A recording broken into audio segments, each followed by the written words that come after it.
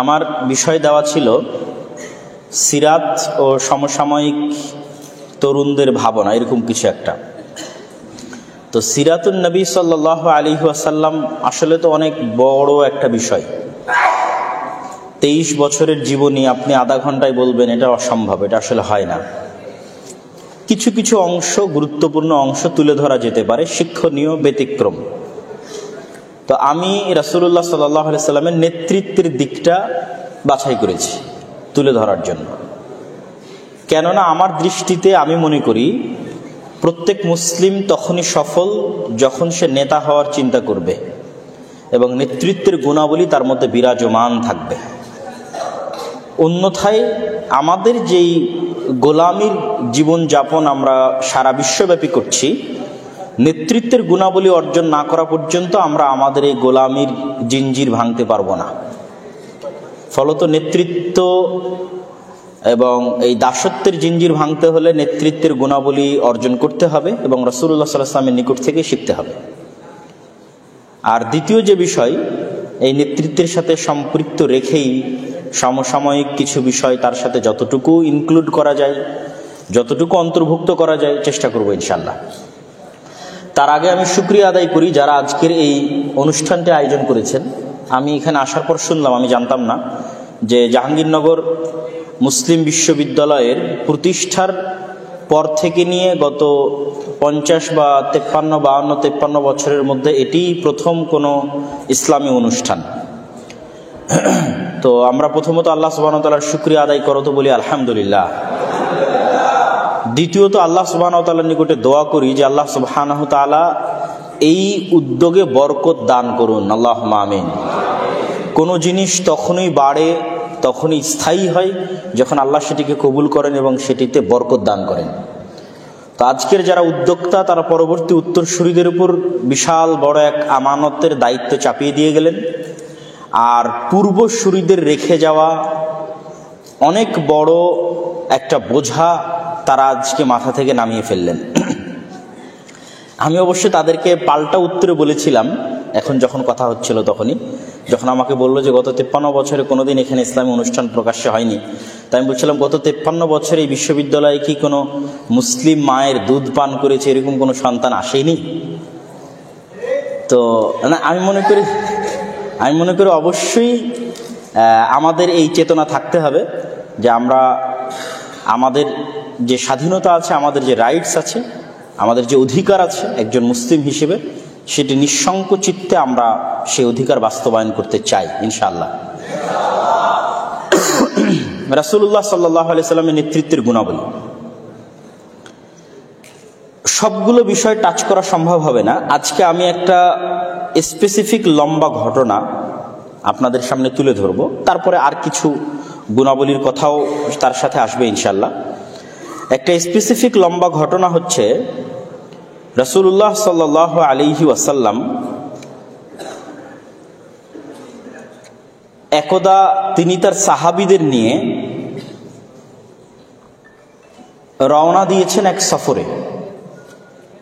আমি সময় স্বল্পতার কারণে অত বেশি মধ্যখানে আরবি না বলে শুধু ঘটনার সামারিটা আপনাদের সামনে তুলে ধরব। তো এক সফরে রাসূলুল্লাহ সাল্লাল্লাহু আলাইহি ওয়াসাল্লাম সাহাবীদের নিয়ে রওনা দিয়েছেন। দীর্ঘ যাত্রার কারণে, শরীরে ক্লান্তি থাকার কারণে তারা রাত একটু দেরি করে ঘুমিয়েছেন। তো রাত একটু দেরি করে ঘুমানোর ফলে পরের দিন ফজরে উঠতে সকলের দেরি হয়েছে। পরের দিন ফজরে উঠতে যখন সকলের দেরি হয়েছে, তখন এমন একটা অবস্থা দাঁড়িয়ে গেছে যে সূর্য উদয় হওয়ার পর তাদের ঘুম ভাঙতেছে, তথা সকলের ফজরের সালাত কাজা হয়ে গেছে। হাদিস সহিহ, রাসূলুল্লাহ সাল্লাল্লাহু আলাইহি ওয়াসাল্লামের পক্ষ থেকে এই হাদিস সহিহ। তো সর্বপ্রথম যিনি ঘুম থেকে জাগ্রত হয়েছেন, হাদিসের বর্ণনাকারী হচ্ছে ইমরান বিন হুসাইন রাদিয়াল্লাহু তাআলা আনহু। সর্বপ্রথম যিনি ঘুম থেকে জাগ্রত হয়েছেন তিনি আবু বকর রাদিয়াল্লাহু তাআলা আনহু। আবু বকর রাদিয়াল্লাহু তাআলা আনহু ঘুম থেকে জাগ্রত হওয়ার পর দ্বিতীয় জন যিনি ঘুম থেকে জাগ্রত হয়েছেন তিনি ওমর ইবনুল খাত্তাব রাদিয়াল্লাহু তাআলা আনহু। তো তো ওমর ইবনুল খাত্তাব এবং আবু বকর রাদিয়াল্লাহু তাআলা আনহুর মধ্যে আবু বকর রাদিয়াল্লাহু তাআলা আনহু আল্লাহর নবীকে ডাকতেও যাননি, জাগাতেও যাননি। তিনি মনে মনে ভাবছেন হয়তো আল্লাহর নবীর উপরে কোনো ওহী অবতীর্ণ হয়েছে, যার ফলশ্রুতিতে তিনি ঘুম থেকে ওঠেননি অথবা জাগা পাননি। কিন্তু ওমর রাদিয়াল্লাহু তাআলা আনহু যেহেতু স্ট্রেট ফরওয়ার্ড এবং খুব বেশি সাহসী, ফলত তিনি সরাসরি রাসূলুল্লাহ সাল্লাল্লাহু আলাইহি ওয়াসাল্লামের কানের কাছে গিয়ে তাকবীর দিতে শুরু করলেন। আল্লাহু আকবার, মা আসাবান নাস, কি হলো মানুষের যে তারা সকলেই ঘুমিয়ে আছে। তো তার তাকবীর ধ্বনিতে রাসূলুল্লাহ সাল্লাল্লাহু আলাইহি ওয়াসাল্লাম জাগ্রত হয়ে গেলেন। রাসূলুল্লাহ সাল্লাল্লাহু আলাইহি ওয়াসাল্লাম জাগ্রত হওয়ার পরপরই সাহাবীদেরকে আদেশ দিলেন যে তোমরা দ্রুত এই স্থান ত্যাগ করো, দ্রুত এই স্থান ত্যাগ করো। এই বাক্যের ব্যাখ্যায় বহু মুহাদ্দিসিনে কেরাম লিখেছেন যে কোনো একটি জায়গায় যখন কোনো অসৎ কাজ, অকল্যাণকর কাজ সংঘটিত হয়, তখন সেখানে শয়তানের আসর বা প্রভাবকে মাথায় রেখে তিনি দ্রুত সেই জায়গা পরিবর্তন করতে বললেন। জায়গা পরিবর্তনের সাথে সাথে মানুষের মন মানসিকতা, শয়তানের প্রভাব, অনেক কিছু থেকে সে হয়তো বেরিয়ে আসতে পারবে। তো জায়গা পরিবর্তন করার পর সাহাবীদের মধ্যে একজন সাহাবী, যিনি যার উপর ফরজ গোসল ছিল কিন্তু তিনি ফরজ গোসল করার মতো পানি পাচ্ছিলেন না, তো তিনি সালাত আদায় করেননি, দাঁড়িয়ে আছেন। রাসূল সাল্লাল্লাহু আলাইহি ওয়াসাল্লাম সালাত আদায় শেষে তাকে জিজ্ঞেস করছেন, তুমি কেন সালাত আদায় করনি? তো বলে ঘটনা এই আল্লাহর নবী পানি পায়নি, দাঁড়িয়ে আছে। তো আল্লাহর নবী বললেন তুমি তায়াম্মুম করো, তথা ফরজ গোসল থাকা অবস্থাতেও মাটি দিয়ে পবিত্রতা অর্জন করা যাবে। তো তিনি তায়াম্মুম করে এবার সালাত আদায় করলেন। তারপরে তারা রওনা দিলেন। রওনা দেওয়ার পর আমরা সকলেই জানি যে মরুভূমিতে পানির সংকট। পরবর্তী সালাত আসার আগে এবং পরবর্তী খাবার চাহিদা আসার আগে পানির সংকট দেখা দিল। আশেপাশে প্রচুর পরিমাণে পানি খোঁজা হলো, কিন্তু কোনো পানির জায়গা অনুসন্ধান করে পাওয়া গেল না। ফলত রাসূলুল্লাহ সাল্লাল্লাহু আলাইহি ওয়াসাল্লাম আলী রাদিয়াল্লাহু তাআলা আনহুকে পাঠালেন তার সাথে আরেকজনকে দিয়ে, যে তোমরা দূর দূরান্ত পর্যন্ত খুঁজে আসো যেখানে গেলে পানি পাওয়া যেতে পারে। আলী রাদিয়াল্লাহু তাআলা আনহু পানি অন্বেষণের জন্য বের হলেন। কিছু দূর যাওয়ার পর রাস্তায় একজন মহিলাকে দেখছেন, ইমরাআতুন সাদাতুন, একজন মহিলা যে 2 মটকা, চামড়ার মটকা অথবা অন্য কোনো কিছুর হতে পারে, সেই 2 মটকা পানি পরিপূর্ণ করে নিয়ে আসতেছে। আলী রাদিয়াল্লাহু তাআলা আনহু সেই মহিলাকে জিজ্ঞেস করলেন যে পানি তুমি কোথায় পেলে, পানির জায়গা কোথায়? তখন সেই মহিলা উত্তরে বলছে যে আহদি বিল মা আমস হাদিহি সাআহ, গতকাল আমি এই জায়গাতে ছিলাম, এই সময়ে গতকাল আমি এই জায়গাতে ছিলাম, আমি পানি অন্বেষণের জন্য বের হয়েছি, গতকাল এই সময়ে এই জায়গায় ছিলাম, তথা দীর্ঘ 24 ঘন্টার পথ সফর করে সে পানি নিয়ে আসতেছে। তো আলী রাদিয়াল্লাহু তাআলা আনহু বুঝলেন যে আশেপাশে পানির জায়গা খুবই সংকট, অতএব 20-25 ঘন্টার আগে পানি পাওয়ার কোনো উপায় নেই। তখন তিনি সেই মহিলাকে বলতেছেন যে আপনি কি মুহাম্মদ সাল্লাল্লাহু আলাইহি ওয়াসাল্লামকে চিনেন কিনা, তার নাম ধরে। তো আচ্ছা, ওই লোক যে সাবই হয়ে গেছে, নিজের দিন বা নিজের ধর্ম ত্যাগ করে ফেলেছে। তো মানুষজন বলা বলি করতো যে মুহাম্মদ সাল্লাল্লাহু আলাইহি ওয়াসাল্লাম তার দিন বা ধর্ম ত্যাগ করে ফেলেছেন। হ্যাঁ, সেই লোক। তো তিনি আপনাকে ডাকছেন, তিনি আপনার সাথে কথা বলতে চান, একটু কথা বলবেন। তখন সেই মহিলাকে সাথে করে নিয়ে তার পানি সহ আলী রাদিয়াল্লাহু তাআলা আনহু রাসূলুল্লাহ সাল্লাল্লাহু আলাইহি ওয়াসাল্লামের নিকটে উপস্থিত হলেন। রাসূলুল্লাহ সাল্লাল্লাহু আলাইহি ওয়াসাল্লাম তাকে বলতেছেন যে তার পানি থেকে তারা পানি গ্রহণ করতে পারবে কিনা, এই মর্মে তার কাছে তিনি অনুমতি চাচ্ছেন। তো মহিলা বলছে যে আমার 2 জন ইয়েতিম বাচ্চা আছে, আমি একজন বিধবা মহিলা, আমার ছেলে মেয়েদের আমি লালন পালন করি এবং আমি দেখাশোনা করি, তো আমি তাদের জন্য এই পানি সংগ্রহ করেছি। তখন রাসূলুল্লাহ সাল্লাল্লাহু আলাইহি ওয়াসাল্লাম তার পানি থেকে পানি সংগ্রহ না করে তাকে বললেন, ঠিক আছে, তোমার পানি থেকে আমরা পানি নিব না। সামান্য কিছু পানি সেখান থেকে আলাদা একটি মগে তিনি সংগ্রহ করলেন বা আলাদা কোনো কিছুতে সংগ্রহ করলেন, করে রাসূলুল্লাহ সাল্লাল্লাহু আলাইহি ওয়াসাল্লাম কিছু আয়াত অথবা কিছু দোয়া পড়ে সেই পানিতে ফু দিলেন। ফু দেওয়ার পর সেই পানি পুনরায় সেই মটকা বা সেই কলসের মধ্যে ঢেলে দেওয়া হলো। তারপরে তিনি সাহাবীদেরকে বললেন যে তোমরা এবার এখান থেকে পানি নেওয়া শুরু করো। সাহাবীরা ওই দিন কতজন ছিল আল্লাহ সুবহানাহু ওয়া তাআলা ভালো জানে, যতজন ছিল সবাই সেখান থেকে পানি নিলেন, ওযু করলেন, খাওয়া দাওয়া করলেন, নিজের সাথে থাকা চতুষ্পদ জন্তুকে খাওয়ালেন। কিন্তু ওই মহিলার পানি যে পরিমাণ ছিল, যতটুকু ছিল ততটুকুই থেকে গেল। ঘটনা এখানেই শেষ না, আমার উদ্দেশ্য এটি বলা না। আমি রাসূল সাল্লাল্লাহু আলাইহি ওয়াসাল্লামের নেতৃত্বের গুণাবলীর একটা অংশ তুলে ধরার জন্য আজকে এই একটা লম্বা হাদিস বলবো, বাকি পয়েন্টগুলো ধীরে ধীরে শেষ করে দেবো ইনশাআল্লাহ। এবার রাসূলুল্লাহ সাল্লাল্লাহু আলাইহি ওয়াসাল্লাম সাহাবীদেরকে বললেন যে তোমাদের কারো যদি চাদর থাকে তাহলে এখানে চাদর বিছাও। একজন সাহাবী চাদর বিছালো। তিনি বললেন, তোমাদের যার কাছে যা আছে, খাদ্যদ্রব্য, জিনিসপাতি, খেজুর, ছাতু, ফলমূল, সে এখানে জমা দাও, টাকা পয়সা যার যতটুকু সম্ভব। তো সাহাবীদের যার কাছে যা যতটুকু ছিল সে সেখান থেকে ততটুকু ওই চাদরের উপর জমা দিতে লাগলো। জমা দিতে দিতে মোটামুটি একটা ভালো পোটলার মতো, একটা টুকলির মতো হয়ে গেল। রাসূলুল্লাহ সাল্লাল্লাহু আলাইহি ওয়াসাল্লাম সেটিকে বেঁধে ওই মহিলার হাতে দিয়ে বললেন, এই যে তোমার পানি যেভাবে ছিল সেভাবে, আর এই যে তার সাথে অতিরিক্ত আমাদের পক্ষ থেকে তোমার সন্তানদের জন্য হাদিয়া। এখানে যতজনের যার কাছে যা খাবার ছিল, টাকা পয়সা যা ছিল সেটা জমা করে তিনি সেই মহিলার হাতে দিলেন। সেই মহিলা সেগুলো নিয়ে ফিরে গেল। তার এলাকার মানুষজন তাকে জিজ্ঞেস করলো, তোমার এত দেরি হলো কেন? তো বলে এই ঘটনা। তো সেই মহিলা সেখানে গিয়ে বলল যে পৃথিবীতে যদি সবচেয়ে বড় কোনো জাদুকর থেকে থাকে, আর মোহাম্মদ যদি সত্যিই জাদুকর হয়, তাহলে আসমানের নিচে জমিনের উপর তার চেয়ে বড় জাদুকর কেউ হতে পারে না, আজকে আমি যা দেখেছি। আর যদি তিনি জাদুকর না হন, সত্যবাদী হন, তাহলে তিনি আসলেই সত্য নবী। ঘটনা চলতে থাকলো, দিন যায় রাত যায়। তো রাসূলুল্লাহ সাল্লাল্লাহু আলাইহি ওয়াসাল্লাম বিভিন্ন সময় বিভিন্ন মুজাহিদ বাহিনী প্রেরণ করেন।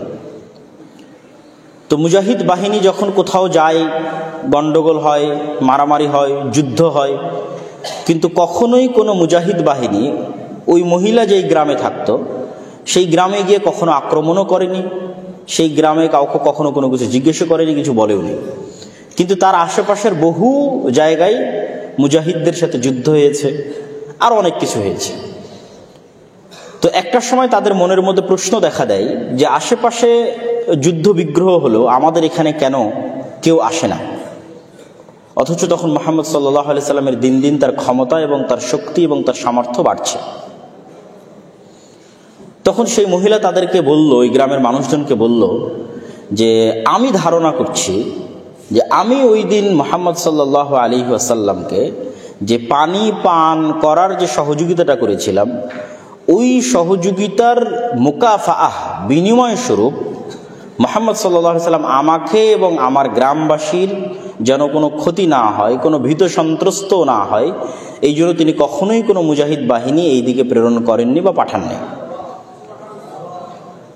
তো এই ঘটনার যে কয়েকটা পয়েন্ট আমাদের কাছে শিক্ষণীয়, সেটা হচ্ছে রাসূলুল্লাহ সাল্লাল্লাহু আলাইহি ওয়াসাল্লাম এমনি এমনি নেতা ছিলেন না। তিনি প্রত্যেকটা মানুষের ছোট থেকে ছোট প্রতিদান, ছোট থেকে ছোট সহযোগিতা স্মরণ রাখতেন। ছোট থেকে ছোট প্রতিদান, সহযোগিতা স্মরণ রাখার পর তিনি সর্বোচ্চ পরিমাণে চেষ্টা করতেন সেটা পাল্টা প্রতিদান আদায় করে দেওয়া, পাল্টা প্রতিদান দিয়ে দেওয়া। তো এই ঘটনার কয়েকটা প্রশ্ন আমাদের মাথায় রাখতে হবে যে ওই মহিলা ছিল মুশরিকা, কাফেরা। আলী রাদিয়াল্লাহু তাআলা আনহু গিয়ে সশস্ত্র অবস্থায় থাকার পরেও সেই মুশরিক মহিলার নিকট থেকে পানি ছিনিয়ে নেননি। তো কাফের, এর কাছ থেকে পানি ছিনিয়ে নি। ওই মহিলা যখন রাসূলুল্লাহ সাল্লাল্লাহু আলাইহি ওয়াসাল্লামের কাছে উপস্থিত হয়েছে, তখন সে একা, একে তো মহিলা মানুষ, দ্বিতীয়ত একা, আর বাকি ওখানে 500 জন থাকুক, 1000 জন থাকুক, সবাই সশস্ত্র। তখন রাসূলুল্লাহ সাল্লাল্লাহু আলাইহি ওয়াসাল্লাম তার সাহাবীদেরকে আদেশ দেননি যে মুশরিক, এর কাছ থেকে তুমি জোরপূর্বক নিয়ে নাও। তখনও তিনি সেই মহিলার কাছে অনুমতি চাচ্ছেন যে আমরা তোমার পানি ব্যবহার করতে চাই, অথচ মহিলা তখন একা, আর বিপরীতে যারা আছে তারা সশস্ত্র অবস্থায় আছে। তো মহিলা পানি ব্যবহারের পিছনে যখন অনুমতি দিল না, তখন রাসূলুল্লাহ সাল্লাল্লাহু আলাইহি ওয়াসাল্লাম তার পানি যে অবস্থায় ছিল সে অবস্থায় রেখেই ব্যবহারের জন্য তার যে মুআজিজা, আল্লাহর যে রহমত এবং বরকত, সে আল্লাহর সাহায্য চেয়ে ওই পানিকে ওসিলা বানিয়ে, মাধ্যম বানিয়ে তিনি তার পানি যে অবস্থায় ছিল সে অবস্থায় রাখার ব্যবস্থা করলেন। তাহলে প্রকৃত অর্থে মহিলার নিকট থেকে পানি নেওয়া হলো না, তার পানি যে অবস্থায় আছে সে অবস্থায় থাকলো। আমরা হলে বলতাম যে ঠিক আছে, আপনার পানিতে যে অবস্থায় আছে সে অবস্থায় থাকলো, তো ঠিক আছে আপনি যান, আপনার পানি তো আপনাকে বুঝিয়ে দিয়েছি। আবার সে তো মুশরিক, এই মুশরিককে এত দাম দেওয়ার দরকার আছে নাকি? কিন্তু রাসূল সাল্লাল্লাহু আলাইহি ওয়াসাল্লাম তার পানি যে অবস্থায় আছে সে অবস্থায় থাকার পরেও তিনি তার পানিটা ব্যবহার করে যে উপকারটা গ্রহণ করলেন, সেটার জন্য তিনি পাল্টা তখন ইনস্ট্যান্ট সব সাহাবীর নিকট থেকে সহযোগিতা জমা করে তাকে বুঝিয়ে দিলেন। তারা তো বলতে পারতো, আর ওর যে 2 ছেলে আছে সেই 2 ছেলে মুশরিক, ওরা না খেয়ে মরলে আমাদের কি সমস্যা, না খেয়ে মরুক, ওরা যদি পানিও না পায় তাতে কি সমস্যা। কিন্তু না, তিনি তার পানি যে অবস্থায় সে অবস্থায় থাকার পরেও তাকে তিনি পাল্টা উপকার করছেন। দ্বিতীয়ত, এই ঘটনা তিনি ভুলে যেতে পারতেন, কিন্তু ভুলে না গিয়ে তিনি বহুদিন পর্যন্ত এই ঘটনা স্মরণে রেখেছেন যে একজন মুশরিক মহিলার কাছ থেকে তিনি সামান্য একটা উপকার গ্রহণ করেছিলেন। তো তখন অত্র অঞ্চলের মানুষ দেখলো যে তাদের গ্রামের একটা নিম্ন ঘরের, একটা সাধারণ ঘরের একজন মহিলাকে এত বড় একজন নবী, এত বড় একজন শাসক এত বড় মূল্যায়ন করতে পারেন, এই সামান্য একটা উপকার এতদিন স্মরণে রাখতে পারেন। তখন সমগ্র গ্রাম একত্রিত হয়ে ওই মহিলার সাথে রাসূল সাল্লাল্লাহু আলাইহি ওয়াসাল্লামের দরবারে এসে একসাথে ইসলাম গ্রহণ করলো। তো রাসূলুল্লাহ সাল্লাল্লাহু আলাইহি ওয়াসাল্লামের এই নেতৃত্বের গুণাবলীগুলো আমরা মুসলমানেরা অর্জন করতে পারিনি।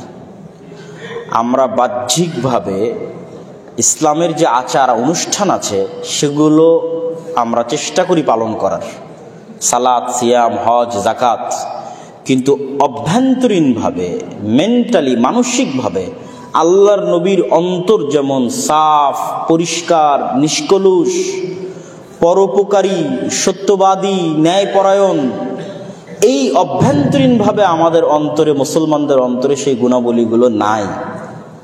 ফলত আমরা বাহ্যিকভাবে আমাদের আচার আনুষ্ঠানিকতা পূরণ করলেও, পালন করলেও প্রকৃত অর্থে আমরা মুনাফিক। রাসূলুল্লাহ সাল্লাল্লাহু আলাইহি ওয়াসাল্লাম বলেছেন 4টা গুণ যদি কারো মধ্যে থাকে, আর এক হাদিসে বলেছেন 3টে গুণ যদি কারো মধ্যে থাকে, তাহলে সে মুনাফিকান খালিসা, খাঁটি, নিষ্কলুষ, নির্ভেজাল মুনাফিক। ইদা হাদ্দাসা কাযাবা, যখন কথা বলে মিথ্যা বলে, ওয়াইদা ওয়াদা আখলাফা, যখন ওয়াদা করে ভঙ্গ করে, ওয়াইদা তুমিনা খানা, যখন আমানত রাখা হয় তখন আমানতের খেয়ানত করে। তো আমানতের খেয়ানত মানে কি? আপনি বিশ্ববিদ্যালয়ের টিচার, সেটাও আমানত, বিশ্ববিদ্যালয়ের ছাত্র সেটাও আমানত, প্রিন্সিপাল, ভিসি সেটাও আমানত, প্রধানমন্ত্রী, প্রধান উপদেষ্টা সেটাও আমানত, ওসি, ডিসি, এসপি, মন্ত্রী, সচিব সেটাও আমানত, বাড়ির কর্তা, দায়িত্বশীল সেটাও আমানত। তো আমরা বাহ্যিকভাবে অনেক বড় ইবাদত গুজার দেখাই, আমাদের মুনাফিকি ঢাকতে। আমাদের মধ্যে যে মুনাফিকিটা আছে, তথা অন্তরটা মুহাম্মদ সাল্লাল্লাহু আলাইহি ওয়াসাল্লামের মতো, তার সাহাবীদের মতো পরিষ্কার, উদার, নিষ্কলুষ, সত্যবাদী, ন্যায়পরায়ণ নয়, অন্তরটা কলুষিত, মুনাফিক অন্তর। কিন্তু এই মুনাফিক অন্তরের মুনাফিকি ঢাকার জন্য আমরা বাহ্যিকভাবে আমাদের ইবাদতটা দেখাই। আপনি যদি প্র্যাকটিক্যাল উদাহরণ নেন, তাহলে যে মানুষটা বলছে যে আমি প্রশ্ন ফাঁসের টাকা আল্লাহর রাস্তায় দান করি, তাহলে তার অন্তরটা মুনাফিক। কেননা সে যে দায়িত্বে আছে সেই দায়িত্বের আমানতের সাথে সে কি করেছে? খেয়ানত করেছে।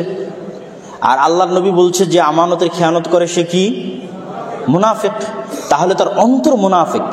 কিন্তু অন্তরের এই মুনাফিকি ঢাকার জন্য সে বাহ্যিকভাবে দান করে, সালাত আদায় করে, হজ করে, উমরা করে, লম্বা দাড়ি রাখে, মাথায় টুপি রাখে। এরকম কত ওসিডিসি, এসপি, মন্ত্রী, মিনিস্টার, সচিব নিবেন যারা নিজ নিজ দায়িত্বের সাথে শতভাগ আমানতের খেয়ানতকারী, কিন্তু তারা নাকি আবার তাহাজ্জুদের সালাতও আদায় করে। তার মানে তার অন্তরটা কি? মুনাফিক। এই পরিমাণ, এই ধরনের মুসলমানের সংখ্যা সবচেয়ে বেশি এখন।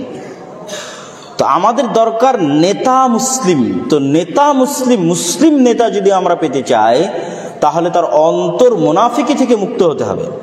সে যখন সালাত আদায় করবে, সিয়াম পালন করবে, হজ করবে, যাকাত দিবে, দান করবে, তখন তার ভেতরটা সত্যবাদী, আমানতদার, ন্যায়পরায়ণতার মতো, পরোপকারীর মতো গুণে গুণান্বিত হতে হবে। রাসূলুল্লাহ সাল্লাল্লাহু আলাইহি ওয়াসাল্লামের এই গুণাবলীগুলো, এই নেতৃত্বের এই গুণাবলীগুলো বলে শেষ করা সম্ভব নয়। তার সত্যবাদিতা, তার ন্যায়পরায়ণতা, তার আমানতদারিতা, তার পরোপকারিতা বলে শেষ করা সম্ভব নয়। এগুলো প্রত্যেকটা দিয়ে তিনি লিডারশিপ, অ্যাজ এ লিডার তিনি তার সমাজে জাহেলি যুগেও প্রতিষ্ঠিত, ইসলাম আসার পরও প্রতিষ্ঠিত। এমনকি রাসূলুল্লাহ সাল্লাল্লাহু আলাইহি ওয়াসাল্লামের এই নেতৃত্বের গুণাবলীর দুটো গুণ বলে আমি আমার বক্তব্যের শেষের দিকে চলে যাব। রাসূলুল্লাহ সাল্লাল্লাহু আলাইহি ওয়াসাল্লাম পরোপকারী। হেরা গুহায় যেই দিন তার নিকটে ইসলাম আসলো, পবিত্র কোরআনের আয়াত অবতীর্ণ হলো, সেই দিন তিনি সেখান থেকে বের হয়ে খাদিজা রাদিয়াল্লাহু তাআলা আনহার কাছে গিয়ে বলছেন, আমি মারা যাব, আমাকে চাদর দিয়ে ঢেকে দাও, জ্বর চলে আসতেছে। খাদিজা রাদিয়াল্লাহু তাআলা আনহা বলছেন, কখনো নয়, আপনি মারা যাবেন না। কেন? আমি সংক্ষেপে শেষ করছি। মারা যাবেন না কেন? আপনি আত্মীয়তার সম্পর্ক রক্ষা করেন, মেহমান আসলে মেহমানের মেহমানদারি করেন, বিপদগ্রস্ত মানুষকে সহযোগিতা করেন, যার বোঝা ভারী হয়ে গেছে, ঋণের বোঝা, তাহমিলুল কাল, তার বোঝা আপনি বহন করেন। তো এই যে 5টা গুণ বললো, আর একটাও খাদিজা রাদিয়াল্লাহু তাআলা আনহা বললেন না যে আপনি হীরা গুহায় এতদিন আল্লাহর ইবাদত করেছেন, আল্লাহ আপনার ক্ষতি করবে না, এটা বললেন না। তার অন্তরটা পরিষ্কার এবং উদার, স্বচ্ছ। তার প্রমাণ এই 5টা গুণ। তিনি মেহমান আসলে মেহমানের মেহমানদারি করেন, তিনি প্রত্যেক আত্মীয়র সাথে সুসম্পর্ক রক্ষা করেন, তিনি বিপদগ্রস্ত মানুষকে সহযোগিতা করেন, যার ঋণের বোঝা ভারী হয়ে গেছে, রাস্তাঘাটে চলতে ফিরতে বোঝা ভারী হয়ে গেছে, সে বোঝা তিনি বহন করেন। তো শুধু এতটুকুই বলা না, আল্লাহর নবীর সিরা যেটি ছিল তার সবচেয়ে বড় প্রমাণ হচ্ছে আবু বকর রাদিয়াল্লাহু তাআলা আনহু। কেন? আল্লাহর নবীর সবচেয়ে ক্লোজ ফ্রেন্ড, বেস্ট ফ্রেন্ড হচ্ছে আবু বকর রাদিয়াল্লাহু তাআলা আনহু। তো যখন মক্কায় আল্লাহর নবী মাজলুম, তখন তিনি সাহাবীদের অনুমতি দিয়েছেন, তোমরা আজকের ইথিওপিয়া, হাবশা, সেখানে হিজরত করবে। তো ওখানে হিজরত করার উদ্দেশ্যে আবু বকর রাদিয়াল্লাহু তাআলা মক্কা থেকে বের হয়ে গেছে। রাস্তার মধ্যে একজন কাফের মুশরিক আবু বকর রাদিয়াল্লাহু তাআলা রাস্তা থামিয়ে দিয়েছে। কোথায় যাচ্ছেন আপনি? তো বলে, মক্কার লোক আমাকে থাকতে দিচ্ছে না, স্বাধীন মতো শান্তি মতো দিন পালন করতে পারছি না মক্কার লোকের অত্যাচারে, তাই হিজরত করতেছি হাবশার উদ্দেশ্যে, ইথিওপিয়ার উদ্দেশ্যে। তখন ওই কাফের উত্তরে বলছে, আপনার মতো লোক লা ইখরাজ ওয়ালা ইয়াখরুজ, আপনার মতো ব্যক্তি মক্কা থেকে বেরো হতে পারে না, মক্কার মানুষ আপনাকে বেরো করে দিতে পারে না। কেন? ইন্নাকা লা তাসিলুর রাহিম, আপনি আত্মীয়তার সম্পর্ক রক্ষা করেন, ওয়া তুঈনু আলা নাওয়াইবিল হক, বিপদগ্রস্তকে সহযোগিতা করেন, ওয়া তাহমিলুল কাল, যার বোঝা ভারী হয়ে গেছে তার বোঝা বহন করেন। প্রত্যেক যেই গুণ খাদিজা রাদিয়াল্লাহু তাআলা আনহা আল্লাহর নবীর জন্য হীরা গুহা থেকে বের হওয়ার পর আল্লাহর নবীকে বলেছিলেন, ওই প্রত্যেকটা গুণ এই কাফের, এই মুশরিক আল্লাহর নবীর সবচেয়ে ক্লোজ ফ্রেন্ড আবু বকর রাদিয়াল্লাহু তাআলা আনহুর জন্য বলতেছে। তার মানে আবু বকর রাদিয়াল্লাহু তাআলা আনহু আল্লাহর নবীর সিরা থেকে কি পরিমাণ শিখেছে, যে দুইটা ডিফারেন্ট ঘটনায় সেম গুণাবলী তাদের জন্য বলা হচ্ছে। আল্লাহর নবীর জন্য খাদিজা রাদিয়াল্লাহু তাআলা আনহা বলছেন হেরা গুহা থেকে বের হওয়ার পর, আবু বকর রাদিয়াল্লাহু তাআলা আনহুর জন্য একজন কাফের বলছে যখন তিনি মক্কা থেকে হিজরত করে চলে যাচ্ছেন তখন সেম গুণ। আর আবু বকর রাদিয়াল্লাহু তাআলা আনহুর এই উন্নত চরিত্রের কারণে, এই উন্নত গুণাবলীর কারণে, যা তিনি আল্লাহর নবীর নিকট থেকে শিখেছিলেন, অসংখ্য বড় বড় সাহাবী আবু বকর রাদিয়াল্লাহু তাআলা আনহুর হাতে ইসলাম গ্রহণ করেছে। আপনারা জানেন কিনা জানি না, যে আশারা মুবাশশিরিনা বিল জান্নাহ, যে 10 জন জান্নাতের সুসংবাদ প্রাপ্ত সাহাবী, সেই 10 জনের অর্ধেকের বেশি সাহাবী আবু বকর রাদিয়াল্লাহু তাআলা আনহুর হাতে ইসলাম গ্রহণ করেছে। কেননা তিনি এরকম উন্নত চরিত্রের ছিলেন, মানুষকে প্রভাবিত করে ফেলতে পারতেন, মানুষকে ইনফ্লুয়েন্স করে ফেলতে পারতেন, মানুষকে ইমপ্রেস করে ফেলতে পারতেন তার উন্নত চরিত্র, উন্নত গুণাবলী দিয়ে। কিন্তু আজকে আমরা মুসলমানেরা সবচেয়ে পিছিয়ে আছি ওই জায়গাতে। এটি গেল আল্লাহ নবীর পরোপকারী হওয়ার গুণ। আর একটা গুণ বলে আমার বক্তব্যের শেষের দিকে চলে যাব, সত্যবাদিতা এবং ন্যায়পরায়ণতা। আল্লাহর নবী হওয়ার আগে মক্কায় সবচেয়ে বেশি পরিচিত এই দুটো গুণের কারণে। সমগ্র মক্কাবাসী জানে কে সত্যবাদী? মুহাম্মদ ইসলাম সত্যবাদী। কে ন্যায়পরায়ণ? মুহাম্মদ ইসলাম ন্যায়পরায়ণ। আবু সুফিয়ান আল্লাহর নবী থেকে 1000 কিলোমিটার দূরে, 1500 কিলোমিটার দূরে জেরুজালেমে বাদশাহ হিরাক্লিয়াসের দরবারে, কোনো রেকর্ডার অন নাই, কোনো লাইভ নাই, কিচ্ছু নাই। কেউ আবু সুফিয়ানের কথা রেকর্ড করে নিবে এর কোনো অপশন নাই, কেউ আবু সুফিয়ানের কথা লাইভ প্রচার করবে এর কোনো অপশন নাই। 1000 কিলোমিটার দূরে জেরুজালেমে বাদশাহ হিরাক্লিয়াসের সামনে আবু সুফিয়ান রাদিয়াল্লাহু তাআলা আনহু তখন কাফের। তখন তিনি সাক্ষ্য দিচ্ছেন যে মুহাম্মদ সাল্লাল্লাহু আলাইহি ওয়াসাল্লাম সত্যবাদী। মুহাম্মদ সাল্লাল্লাহু আলাইহি ওয়াসাল্লামকে আমরা কখনো দেখিনি, মা জাররাবনা, কখনো তার অতীত ইতিহাসে আমরা কখনো দেখিনি যে সে মিথ্যার আশ্রয় নেয়, কখনো দেখিনি। তাহলে যদি মুহাম্মদ সাল্লাল্লাহু আলাইহি ওয়াসাল্লামের মধ্যে এই সত্যবাদিতা এবং ন্যায়পরায়ণতা না থাকতো, আবু সুফিয়ান মুহাম্মদ সাল্লাল্লাহু আলাইহি ওয়াসাল্লামের হাতে ইসলাম গ্রহণ করতেন না।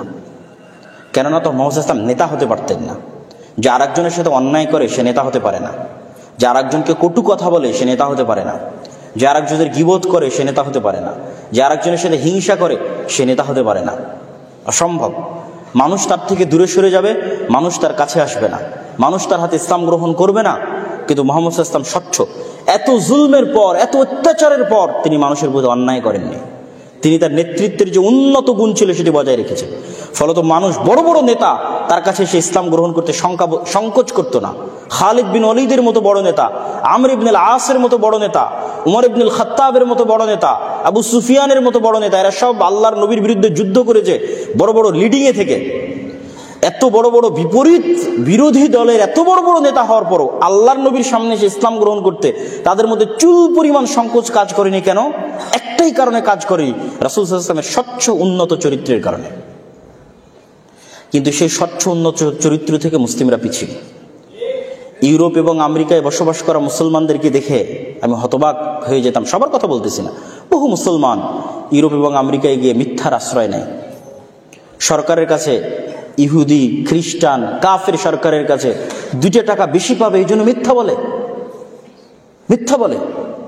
তাহলে এই মুসলমান যে মিথ্যার আশ্রয় নিচ্ছে সে তো তার আত্মমর্যাদা, আত্মসম্মান নষ্ট করে দিচ্ছে, সে ইসলামের মূল্যবোধ ধ্বংস করে দিচ্ছে। ইসলামের মূল্যবোধের একটা বড় অংশ হচ্ছে মানুষের সেলফ রেসপেক্ট। রাসূলুল্লাহ সাল্লাল্লাহু আলাইহি ওয়াসাল্লাম ইসলামী অর্থনীতির একটা মানদণ্ড দাঁড় করিয়ে দিয়েছেন, আল কানাআহ, অল্পে তুষ্টি। মানুষ সুদের ভিত্তিতে লোন নেওয়া এটা আরো পরে, কিন্তু কর্জে হাসানাও নিবে বিলাসিতার জন্য, যে পাকা মাটির বাড়ি টিনের করবে, টিনের বাড়ি পাকা করবে, মোটরসাইকেল নাই নিবে, ফ্রিজ নাই নিবে, এসি নাই নিবে, এই ধরনের কাজের জন্য কর্জে হাসানা নিবে, সুদ ভিত্তিকের কথা বলতেছে না, নিবে। এটার প্রতি আল্লাহর নবী অনুৎসাহিত করেছে। কেন? যখন আপনি একবার কর্জে হাসানা নেবেন, সে আপনার কাছে টাকা চাইবে, দিতে পারবেন না, মিথ্যার আশ্রয় নেবেন। যখন আপনি নিজে মিথ্যা বলবেন, আপনার পরিবার মিথ্যা বলবে, আপনার স্ত্রী মিথ্যা বলবে, তখন এদের কারো সেলফ রেসপেক্ট নাই, আত্মসম্মান নাই, এরা কখনোই নেতা হতে পারবে না, এরা তো গোলাম থাকবে। এই পরিবার থেকে কখনো নেতার জন্ম হবে না, মহাবীরের জন্ম হবে না, মহাপুরুষের জন্ম হবে না। কেন? সেলফ রেসপেক্ট হারিয়ে ফেলেছে, এমনি গোলাম হয়ে গেছে। এই জন্য অভ্যন্তরীণভাবে স্বাধীন থাকার জন্য, অভ্যন্তরীণভাবে নেতা হওয়ার জন্য, শতভাগ আত্মসম্মান, আত্মমর্যাদা থাকার জন্য সত্যবাদিতা, ন্যায়পরায়ণতা এগুলোর বিকল্প নাই। বক্তব্যের শেষের দিকে এসে আমি আপনাদেরকে কয়েকটি উদাত্ত আহ্বান জানাতে চাই। জাস্ট একটু ভেঙে ভেঙে 2-1টি উদাত্ত আহ্বান জানাবো। প্রথমত, আপনারা আপনাদের পার্শ্ববর্তী দেশ ভারতকে দেখেন, তারপরের একটু দূরে মধ্যপ্রাচ্যে ইসরায়েলকে দেখেন। গত 24 ঘন্টায় ইসরায়েল সিরিয়ার 500-র অধিক জায়গায় বোমা হামলা চালিয়েছে। পৃথিবীর কাউকে জিজ্ঞেস করার প্রয়োজন মনে করেনি, পৃথিবীর কারো অনুমতি নেওয়ার প্রয়োজন মনে করেনি, না জাতিসংঘ, না আমেরিকা, কারো না, ড্যাম কেয়ার। কিন্তু তারা ভ্রান্তির উপর কতটা অ্যাগ্রেসিভ, কতটা উগ্র, কতটা কট্টর হতে পারে ভ্রান্তির উপর। আপনাদের পার্শ্ববর্তী দেশের যারা হিন্দুত্ববাদী দল, তারা তাদের ভ্রান্ত, সবাই জানে, আপনারাও জানেন, ভ্রান্তির উপর তারা কতটা কট্টর হতে পারে, কতটা শক্ত হতে পারে। আর আপনারা মুসলমানেরা বলতেছেন যে না, আমরা স্বাধীন হয়েছি, আমরা খুব সাহসী। আমি বলি, আপনারা সেই দিন স্বাধীন, সেই দিন সাহসী। তারা ভ্রান্তির উপর দাঁড়িয়ে যদি বলতে পারে যে আমরা অখণ্ড হিন্দুত্ববাদী ভারত প্রতিষ্ঠা করব, মানে হিন্দু ধর্ম একটা ভ্রান্ত ধর্ম, এটা আপনি জানার পর আপনি দেখছেন এই ভ্রান্তির উপর কতটা শক্ত যে আমরা হিন্দুত্ববাদ রাষ্ট্রীয়ভাবে প্রতিষ্ঠা করতে চাই। তাহলে আপনি কিসের সাহসী যদি আপনি বলতে না পারেন যে আমরা বাংলাদেশে রাষ্ট্রীয়ভাবে ইসলাম প্রতিষ্ঠা করতে চাই? আপনি সাহসী না, আপনি ভীরু কাপুরুষ। আর এই ভীরুতা, এই কাপুরুষতা আপনাকে শিখিয়েছে সেকুলারিজম। সে কেন সেকুলার হয় না? ইসরায়েল কেন সেকুলার হয় না? অসংখ্য ইউরোপের খ্রিস্টান কান্ট্রি তারা কেন উগ্র খ্রিস্টান পন্থার দিকে এগিয়ে যাচ্ছে?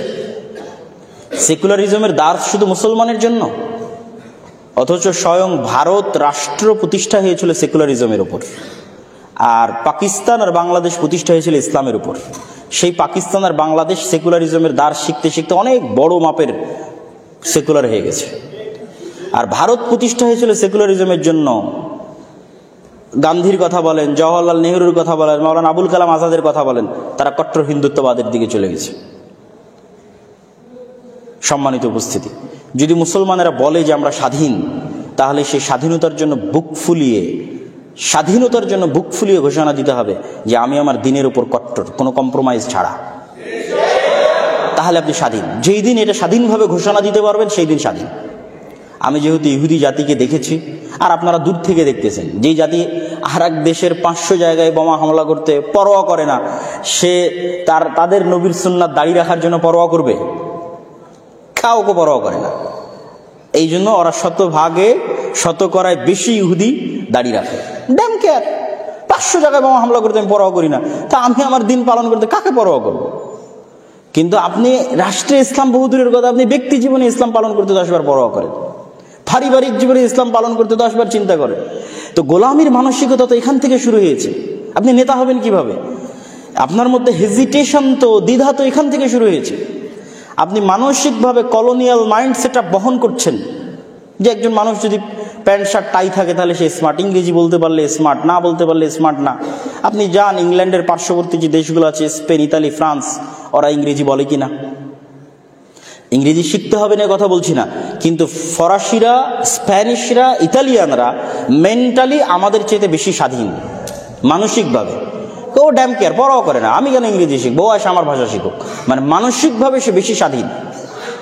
আর আমরা মানসিকভাবে কলোনিয়াল মাইন্ডসেট বহন করার জন্য এখন পর্যন্ত গোলাম, আর আমাদেরকে গোলাম বানিয়ে রেখেছে সেকুলারিজম। এই জন্য এই সেকুলারিজমকে শত্রু বানাতে হবে। কিরকম শত্রু বানাতে হবে?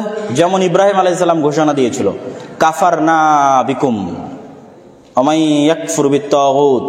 ইব্রাহিম আলাইহিস সালাম ঘোষণা দিয়েছিল, শোনো, তোমরা যেই মূর্তির ইবাদত করো সেই মূর্তি আর তোমাদের সবগুলোর আমি কুফরি করলাম, অস্বীকার করতেছি, ওপেন প্রকাশ্যে। তোমাদের মূর্তির প্রকাশ্যে অস্বীকার করতেছি, কুফরি করতেছি, তোমাদের প্রকাশ্যে অস্বীকার করতেছি, কুফরি করতেছি। এবং তিনি নিজেকে তাদের থেকে সম্পূর্ণরূপে মুক্ত ঘোষণা করেছেন। তা আপনি নিজেকে মুসলিমও দাবি করবেন, আবার মিনমিন করে সেকুলারিজমেরও কথা বলবেন, তাহলে আপনার ঈমান এখনো পূর্ণাঙ্গ হয়নি।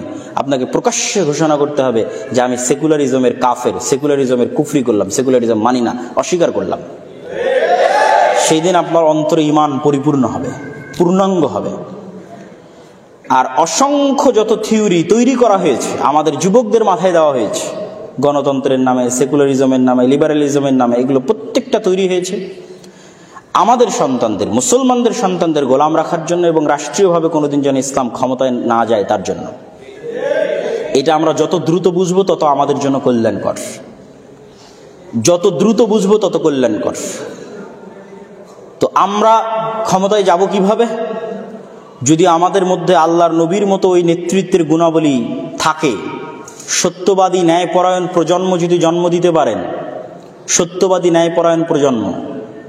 গত ফ্যাসিজম 16 বছর জীবনেও কন্টিনিউ করতো না যদি এই সরকারে যারা চাকরি করে তাদের মধ্যে মুসলিম মায়ের দুধ পান করেছে এরকম সত্যবাদী ন্যায়পরায়ণ দায়িত্বশীল থাকতো। সত্যবাদী ন্যায়পরায়ণ ওসি, ডিসি, এসপি, মন্ত্রী, সচিব থাকতো, কখনোই সম্ভব ছিল না। কিন্তু সবাই টাকার কাছে বিক্রি হয়ে যায়। মুসলমানদের এই স্বভাবটা সঠিক করতে হবে। মুসলমানের অভ্যন্তরীণভাবে মুনাফিক, বাহিরভাবে দেখাচ্ছে সে মুসলমান, নাউজুবিল্লাহ। অতএব ওই প্রজন্ম তৈরি করতে হবে যেই প্রজন্ম অভ্যন্তরীণভাবে রাসূল সাল্লাল্লাহু আলাইহি ওয়াসাল্লামের মতো নেতৃত্বের গুণাবলীতে বলীয়ান হবে, সত্যবাদী, ন্যায়পরায়ণ, আমানতদার। মরে গেলেও এই গুণে সে কম্প্রোমাইজ করবে না।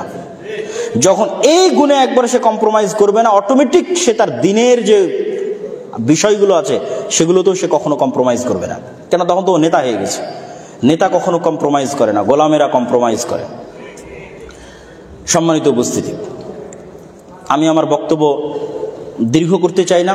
রাসূলুল্লাহ সাল্লাল্লাহু আলাইহি ওয়াসাল্লামের সিরাত থেকে শিক্ষা নিয়ে নেতৃত্বের গুণাবলী আমাদের মধ্যে অন্তর্ভুক্ত করে আমাদের সমগ্র বিশ্বে যা চলতেছে সেই দিক থেকে নিজেকে তুলনা করে আপনারা নিজের দিনের উপর, আমরা আমাদের নিজের দিনের উপর কট্টর হওয়া শিখি, দেখবেন যে আমরা স্বাধীন হয়ে গেছি ইনশাআল্লাহ।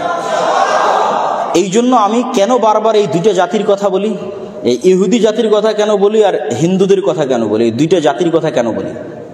দেখেন, আমরা মুসলমানেরা আমাদের প্রোডাক্টিভিটি নষ্ট করতেছি সময় নষ্টের মাধ্যমে। আর তাদেরকে দেখেন, আপনি ইহুদি ফ্যামিলি বলেন, পরিবার বলেন, সমাজ বলেন, সেখানে যান, তাদের সন্তানেরা কিন্তু আমাদের মতো প্রোডাক্টিভিটি নষ্ট করে না। মাদকতা, জুয়া এগুলোর মধ্যে নিমজ্জিত হয়ে সময় নষ্ট করে না। আমরা যদি শুধু বলি যে হ্যাঁ আমি মুসলমান, আল্লাহ আমাকে সাহায্য করবে, জি আল্লাহ সাহায্য করবে, কিন্তু আল্লাহ একটা সিস্টেমে পৃথিবীকে ডেভেলপ করেছে, ওই সিস্টেমের মধ্যে দিয়ে যদি আপনি না যান, তাহলে আল্লাহ সুবহানাহু ওয়া তাআলা কিভাবে আপনাকে সাহায্য করবে? আপনাকে তো এই সিস্টেমের মধ্যে ফাইট দিতে হবে, চেষ্টা করতে হবে। আপনি ঘরে বসে থাকবেন, আপনি free fire, PUBG, Facebook, Twitter, YouTube, TikTok এগুলোতে সময় নষ্ট করবেন, নেটফ্লিক্স এগুলোতে সময় নষ্ট করবেন, আর আরেকজন বসে থেকে পড়াশোনা করবে, গবেষণা করবে, জ্ঞানী হবে, তো আল্লাহ সুবহানাহু ওয়া তাআলা তো আপনাকে সহযোগিতা করবে না। আপনাকেও তাদের মতো প্রোডাক্টিভ হতে হবে।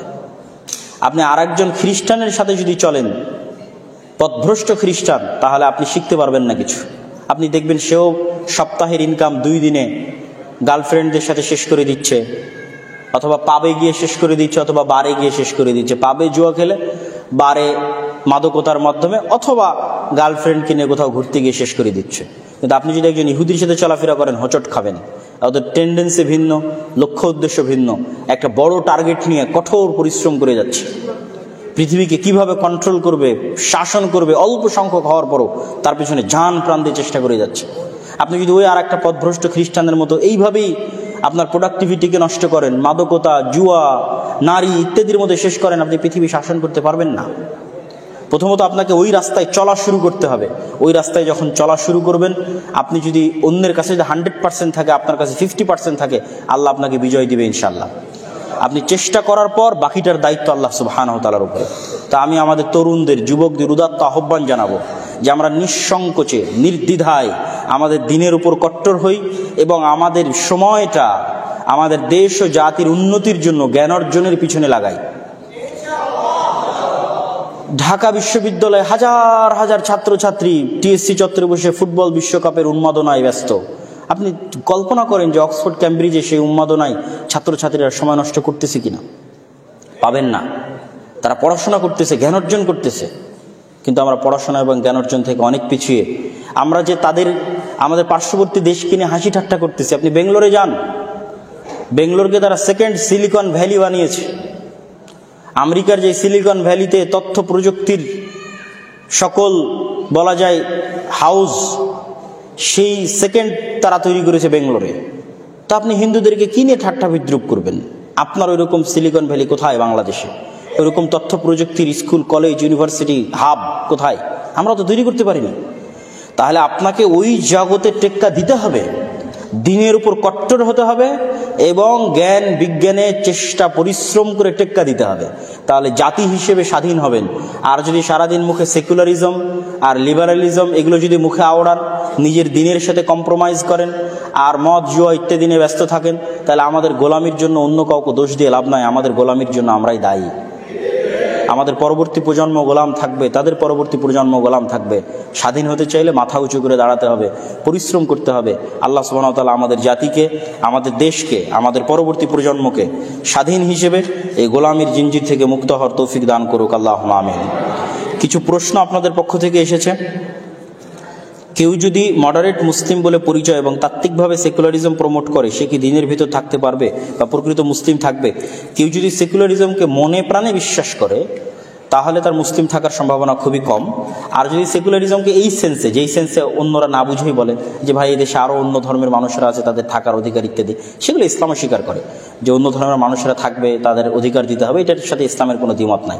ইসলামের দ্বিমত হচ্ছে আপনি সেকুলারিজমের নামে আসলে অন্তরে ইসলাম বিদ্বেষ লালন করা হয় এবং রাষ্ট্রীয়ভাবে, রাষ্ট্রীয় কাঠামোগতভাবে সেকুলারিজমের নামে ইসলামকে, ইসলামের বুকে লাথি দেওয়া হয়, তথা মুসলমানদের যে অধিকার, সেই অধিকারকে ডাউন করার জন্য সেকুলারিজম ইউজ করা হয়। তো এই জন্য আমি বললাম যে আপনাদেরকে আপনাদের পার্শ্ববর্তীদের থেকে শিখতে হবে।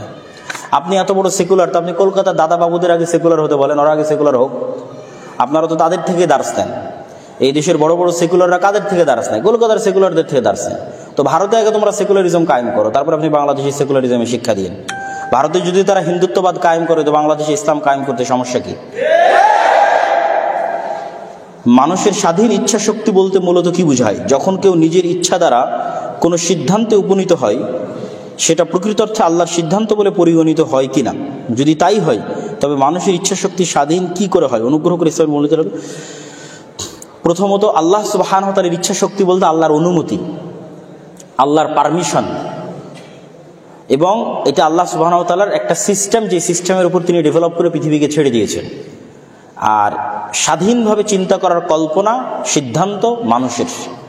এই সিদ্ধান্ত বাস্তবায়নে যে শক্তি বা যে অনুষঙ্গগুলো মানুষ ব্যবহার করতেছে, যে জিনিসগুলো মানুষ ইউজ করতেছে, প্রত্যেকটা পার্টস, প্রত্যেকটা শক্তি, সব কিছু আল্লাহ সুবহানাহু ওয়া তাআলার দেওয়া। আমি কান দিয়ে শুনতেছি, শোনার সিদ্ধান্তটা নেওয়ার ক্ষেত্রে আমি স্বাধীন, কিন্তু এই কানের শ্রবণ শক্তি কে দিয়েছে? আল্লাহ দিয়েছে। আমি চোখ দিয়ে দেখতেছি, গুনাহের কাজই দেখতেছি, এইটা দেখার সিদ্ধান্ত নেওয়ার স্বাধীনতা আমার, কিন্তু এই চোখে দেখার শক্তি কে দিয়েছে? আল্লাহ সুবহানাহু ওয়া তাআলা দিয়েছে। তো তিনি যে আমার দেখার শক্তিটা ছিনিয়ে নিচ্ছেন না ওই খারাপ কাজ করা অবস্থায়, আমি আর একটা মানুষকে অন্যায়ভাবে হত্যা করতেছি, তা আমার হাতে হত্যা করার মতো শক্তি আল্লাহর দেওয়া। ওই সময় যে আল্লাহ আমার হাত অবশ করে দিচ্ছে না, এইটাই হচ্ছে আল্লাহ সুবহানাহু ওয়া তাআলার দেওয়া আমাকে প্রদত্ত শক্তি। এটাই হচ্ছে আল্লাহ সুবহানাহু ওয়া তাআলার যেই সিস্টেমে উনি ডেভেলপ করেছেন সেই অনুমতি। কিন্তু ডিসিশন, স্বাধীনতা, যেটা সিদ্ধান্ত আমি নিয়েছি, সেটা আমার। যদি এটা আমার স্বাধীনতা না হতো, তাহলে আমরা তো সবাই সবাইকে হত্যা করে বলতাম যে এটা আমি করিনি, তাকদীরে লেখা ছিল, তুমি কেন আমাকে হত্যা করবা? সেটা না, আপনি ওই হত্যা আপনার সিদ্ধান্তই করেছেন, কিন্তু ওই হত্যা করতে গিয়ে যত কিছুর আপনি সহযোগিতা নিয়েছেন, প্রত্যেকটাই আল্লাহ সুবহানাহু ওয়া তাআলার। আপনার শক্তি, আপনার মেধা, আপনার কান, সবকিছু আল্লাহ সুবহানাহু ওয়া তাআলার দেওয়া, সিদ্ধান্ত আপনার। আমরা জানি কন্যা সন্তান, আচ্ছা তাকদীরের বিষয় মনে রাখতে হবে, তাকদীর আল্লাহর জ্ঞান। আমরা অনেক সময় ভুল করি, আগে মাথায় এটা ইনস্টল করে নিতে হবে, তাকদীর মানে কি? আল্লাহর জ্ঞান। আপনারা এখন বিজ্ঞানের মাধ্যমে বলে দিতে পারতেছেন ওখানে বৃষ্টি হবে, ওখানে ভূমিকম্প হবে, এই বাচ্চা হবে, ছেলে হবে, মেয়ে হবে, অনেক কিছু বলে দিতে পারতেছেন। তো আল্লাহ সুবহানাহু ওয়া তাআলা এর চেয়ে কত জ্ঞানী। আল্লাহ সুবহানাহু ওয়া তাআলা বলেছেন মানুষকে অল্প সামান্যতম জ্ঞান দান করা হয়েছে। অসংখ্য হাদিসের তুলনাও দেওয়া হয়েছে, মহাসাগরের মধ্যে সুই ডুবে উঠালে যতটুকু হয় তার চেয়েও কম জ্ঞান মানুষকে দেওয়া হয়েছে। তো আল্লাহ সুবহানাহু ওয়া তাআলা এত মহাজ্ঞানী হওয়ার পর তিনি জানেন না যে আপনি ভবিষ্যতে কি করবেন? আপনাদের বিজ্ঞান বলতে পারছে, তিনি বলতে পারবেন না? এটা জ্ঞান। আমরা জানি কন্যা সন্তান আল্লাহ তাআলার রহমত। তাহলে আমার পরিচিত একজন প্রকাশ্যে সুদখোর, যার 3টি মেয়ে, তাহলে তার উপর কি আল্লাহ সুবহানাহু ওয়া তাআলার রহমত বর্ষিত হচ্ছে? আচ্ছা, কন্যা সন্তান আল্লাহর রহমত এইভাবে হাদিস নাই, এইভাবে হাদিসে এসেছে, কেউ যদি 3 জন কন্যা সন্তান লালন করে, তাহলে রাসূল সাল্লাল্লাহু আলাইহি ওয়াসাল্লাম তার জিম্মেদারি নিচ্ছেন যে তার কন্যা সন্তানেরা তাকে জান্নাতে নিয়ে যাওয়ার জন্য চেষ্টা করবে। তারপর আল্লাহর নবী 2 জন সন্তানের কথাও বলেছেন, তারপরে 1 জন কন্যা সন্তানের কথাও বলেছেন। এখন বিষয় হচ্ছে, কিয়ামতের মাঠে সকল উপকার পাওয়ার প্রথম শর্ত তাওহীদ থাকতে হবে। সকল উপকার পাওয়ার। আল্লাহর নবীর আপন চাচা আবু তালেব, তাকে আল্লাহর নবী করজোড়ে রিকোয়েস্ট করতেছে, হাম্বল রিকোয়েস্ট, আল্লাহ আমার চাচা প্লিজ আপনি একবার বলেন লা ইলাহা ইল্লাল্লাহ। আপনি একবার লা ইলাহা ইল্লাল্লাহ বললে আপনার কি আছে না আছে তার জন্য আমি আল্লাহর কাছে যা করা লাগে সব করব। কিন্তু আপনি লা ইলাহা ইল্লাল্লাহ না বললে এটা আমার পক্ষে করা সম্ভব হবে না। তা আল্লাহ নবীর চাচা লা ইলাহা ইল্লাল্লাহ বললেন না। তারপরেও আল্লাহর নবী বলছেন যে আমার চাচা লা ইলাহা ইল্লাল্লাহ না বলে না বলুক, আমি আল্লাহর কাছে ক্ষমা চাইতেই থাকবো যতদিন আল্লাহ আমাকে নিষেধ না করবে। তখন এবার আল্লাহ কোরআনের আয়াত অবতীর্ণ করে দিয়ে তার নবীকে নিষেধ করছেন যে একজন নবীর জন্য এটা কখনোই শোভা পায় না যে তিনি এমন ব্যক্তির জন্য দোয়া করবেন যে আল্লাহর তাওহীদকে স্বীকার করেনি। আল্লাহু আকবার। তাহলে প্রথমত যে উপকারী পেতে চান কি লাগবে? তাওহীদ। তাওহীদ নাই কোনো উপকারী কাজ দিবেন। আল্লাহর নবী তার চাচাকেও কোনো উপকার করতে পারবেন না। তাওহীদ যদি থাকে তাহলে অবশ্যই অন্য আর গুনাহ, সেই গুনাহগুলোর শাস্তির ব্যবস্থা আল্লাহ সুবহানাহু ওয়া তাআলা করে দিবেন। যদি অন্য গুনাহগুলো তার ভারী বেশি হয়, দাড়িপাল্লায় নেকি যদি কম হয়, তাহলে সেগুলোর কি শাস্তি হবে, কি ব্যবস্থা হবে, সেটা আল্লাহ সুবহানাহু ওয়া তাআলা করবেন। সেই ব্যবস্থা করে দিয়ে তাওহীদ থাকার কারণে তার যে উপকারটুকু পাওয়ার, সেই উপকারটুকু পাওয়ার ব্যবস্থা আল্লাহ সুবহানাহু ওয়া তাআলা করে দিবেন। আমাদের মৃত্যু হওয়ার পর আল্লাহ আমাদের আবার জীবিত করবেন, কিন্তু এটা অনেকেই বিশ্বাস করে না। তাদের জন্য এই আয়াতটি আমাকে ব্যাখ্যা করে দিবেন। আল্লাহই হচ্ছেন শস্য দানা ও বীজ বিদীর্ণকারী, তিনি মৃত থেকে জীবন্তকে বের করেন এবং জীবন্ত থেকে মৃতকে। এই হচ্ছেন আল্লাহর সৎপথে থেকে তোমরা কোথায় চলে যাচ্ছ? সূরা আল-আনআম 95। ইসলামের ঈমানের যে 6টা, প্রত্যেকটাই অদৃশ্যতে বিশ্বাস। এইটা, এই কনসেপ্ট আগে ক্লিয়ার করতে হবে। মানে ইসলামে ঈমানের যে 6টা, একটাও যুক্তির আলোকে বিচার করলে কেউ মুমিন হতে পারবে না। তারপরও আল্লাহ যুক্তি দিয়েছে, দেয়নি তা না, কিন্তু আগে আপনি সামারিটা বুঝে রাখেন। পুরোটাই অদৃশ্য। আল্লাহকে আমরা কেউ দেখেছি? দেখিনি, অদৃশ্য। আমরা কি কিয়ামত দেখেছি? অদৃশ্য। আমরা কি তাকদীর দেখেছি? অদৃশ্য। তাহলে ঈমানের যে ফেরেশতাদেরকে আমরা দেখেছি, এমনকি আমাদের জন্য আল্লাহর নবী স্বয়ং মুহাম্মদ সাল্লাল্লাহু আলাইহি ওয়াসাল্লাম অদৃশ্য, আমরা তো তাকেও দেখিনি। তাহলে আমাদের ক্ষেত্রে ঈমানের প্রত্যেকটা জিনিসই অদৃশ্য, এটা 1 নম্বর পয়েন্ট। তাহলে সেক্ষেত্রে পরকালের প্রতি বিশ্বাস, সেটি মূলত একটি অদৃশ্যের প্রতি বিশ্বাস, যা এখনো ঘটেনি কিন্তু বিশ্বাস করতে হবে যে ঘটবে। তাহলে কেন বিশ্বাস করবেন?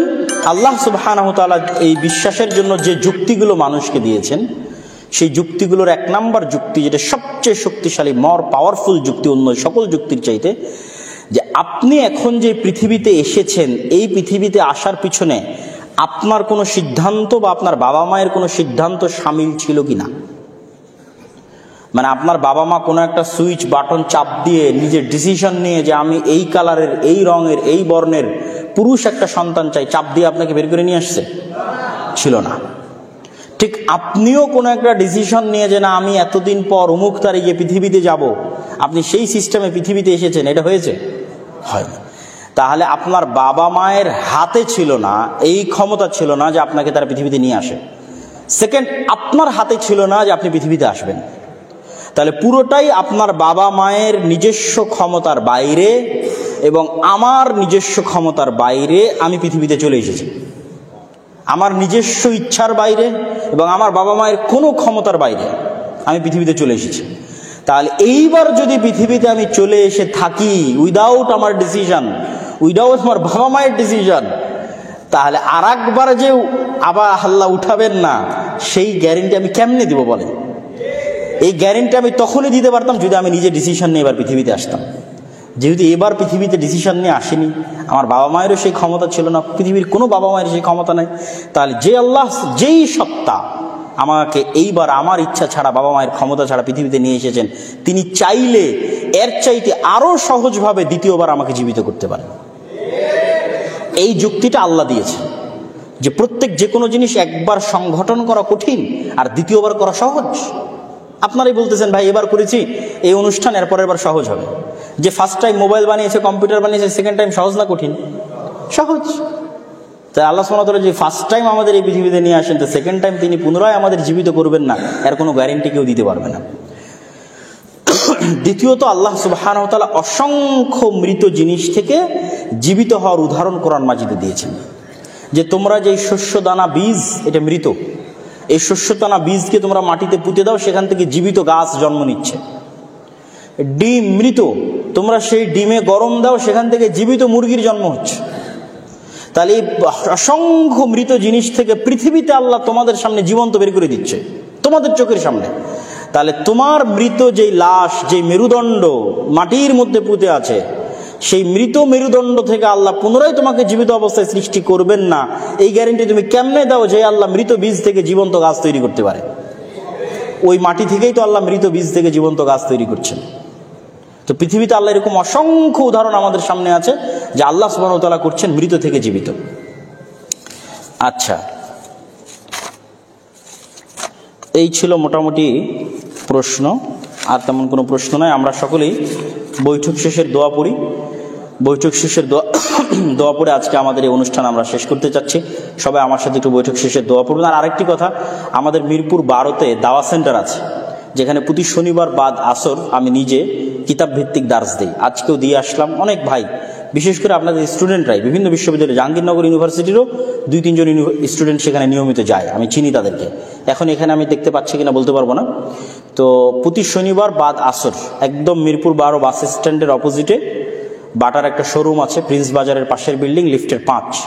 তো আপনাদের পক্ষে যদি সম্ভব হয় প্রতি শনিবার সেখানে আসা বা মাঝে মধ্যে আসা, আমাদের এই দাসটা চলমান থাকবে। এবং চাইলে মাঝে মধ্যে সেখানে জুমার সালাতও আদায় করতে পারেন, তাহলে আপনাদের সাথে সাক্ষাৎ হবে, পরামর্শ হবে, আরও ভালোভাবে দাওয়াতি কাজের বিষয়ে ভবিষ্যৎ পরিকল্পনা তৈরি করা যাবে। আল্লাহ সুবহানাহু ওয়া তাআলা আমাদের যুবকদেরকে অত্র অনুষ্ঠানে উপস্থিত সকলকে, আয়োজককে, শিক্ষক মণ্ডলীকে, যারা যেভাবে সহযোগিতা করেছেন সকলকে আল্লাহ সুবহানাহু ওয়া তাআলা কবুল করুক, আল্লাহুম্মা আমিন। সকলকে আল্লাহ সুবহানাহু ওয়া তাআলা জাযায়ে খায়ের দান করুক, আল্লাহুম্মা আমিন।